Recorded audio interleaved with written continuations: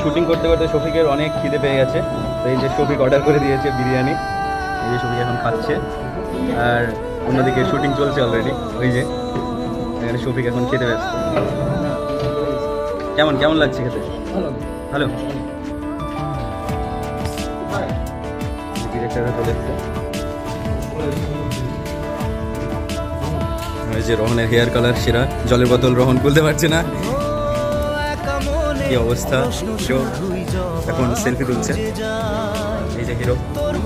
তো শফিক বলো রেস্টুরেন্টটা কেমন?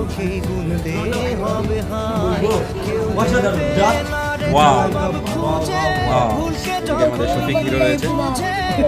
শফিক ডিরেক্টরের থেকে লম্বা হয়ে গেছে অনেক।